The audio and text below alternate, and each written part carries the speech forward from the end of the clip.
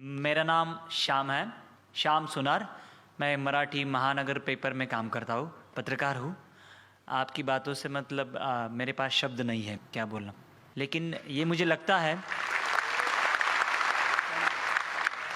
कि भारत में हिंदू और मुस्लिम एक होने के लिए कुछ ना कुछ होना चाहिए, ऐसा मुझे लगता है। मैं करता आया हूँ 10-12 साल से, लेकिन आपके मुंह से मैं ये सुनना चाहता हूँ कि भारत में बस्ती में, मैं तो 40 गाँव इस गांव में रहता था, मुंबई में रेजुलेटी के लिए आया हूँ। बस्ती बस्ती में जो हिंदू और मुस्लिम हैं, इनके दिल में अगर गलत फहमी है, और वो है भी सही मायने में कुछ हद तक है, तो वो दूर करने के लिए आपकी क्या सुझाव है कि हिंदू और मुस्लिम दोनों कम्युनिटी के लोग कैसे इकट्ठे आ सकते हैं? Brother asked a very good question. That what is the suggestion from me that how can we get the Hindus and Muslims on a common platform? How can we come together? The reply to this is, I have given a talk on similarities between Hinduism and Islam. I've given the talk in Bombay, I've given the talk in Chennai, I've given in other parts of India, and we find there that tens of thousands have attended.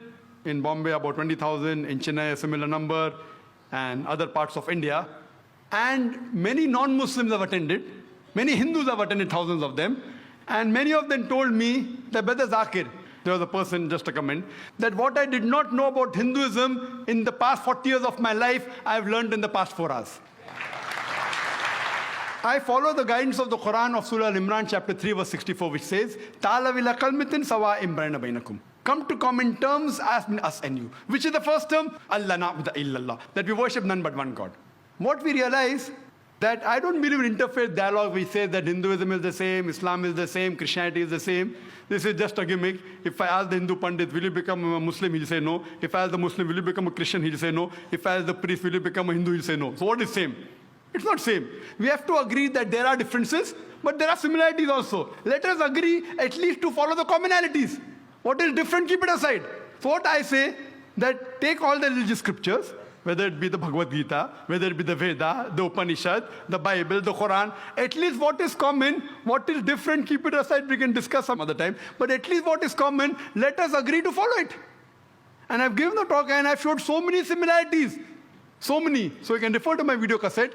And what happens, many of them are not aware. The Muslims are not aware of their religion. Similarly, the Hindus are not aware of their religion. Many of the Muslims objected. Similarities between Islam and Hindu is impossible. So many of the people came with the talk to attack. The Rabbi, I'm bowling, what nonsense. Hindu and Muslim same. Ho hi nahi sakta hai. But when they heard the talk, they were shocked. Those who came to attack, they agreed with the talk. Similarly, many Hindus came. So what we realize, that what is common we should follow. And number one is Allah na'budu illallah, that we worship none but one God. That's the most common thing, and which you can give quotations. And we can give quotation from the Vedas, from the Bhagavad Gita. It is mentioned in the Chandogya Upanishad, chapter number 6, section number 2, verse number 1. Ekam evidityam, God is only one without a second. It's mentioned in the Shvetashvatara Upanishad, chapter number 6, verse number 9. Nachasya kasij, janita na chadipa. Of him, there are no Lord. He has got no parents. These are Sanskrit quotations. That means Almighty God has got no parents. He has got no Lord.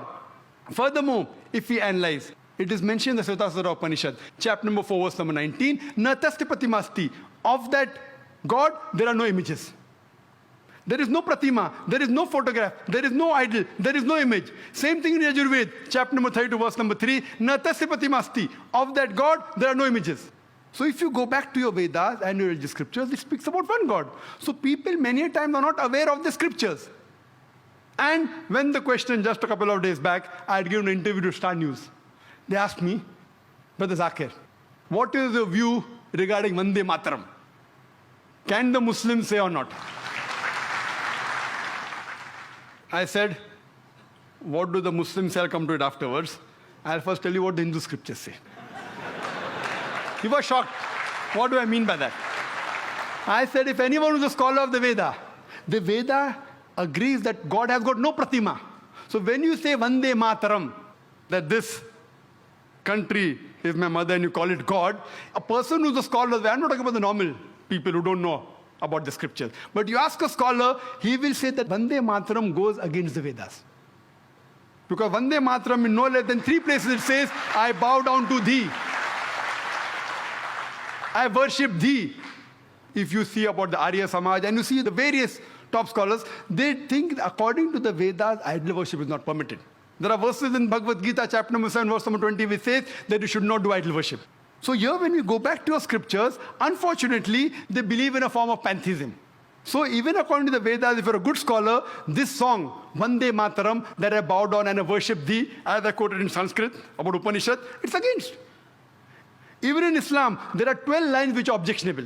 3 times it is said, Vande Mataram, which means I bow down to thee. If once it says that this country is my mother, once it says I will kiss the feet, once it says about the divine things, about the smile, talking about divinity, it calls it Lakshmi, it is called Durga. All these things are objectionable. We Muslims, we love this country. But we will not bow down to anyone but to Almighty God. Even a mother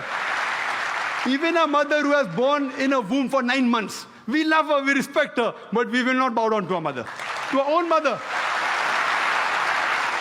The number one human being who we love and respect in the world after Allah subhanahu wa ta'ala, it is Muhammad sallallahu alaihi wasallam. We will even not bow down to a prophet Muhammad, peace be upon him.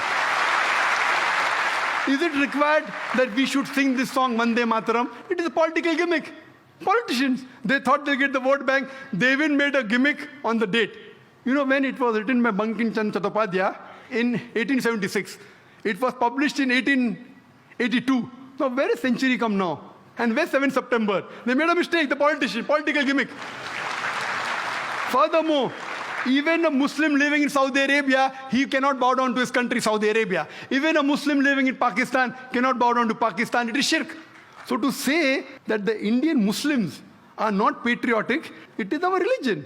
Our creator, our God who has made this country is far superior. So we love this country. When required for the truth, we are willing to die for this country. But we will not bow down to anyone but Almighty God.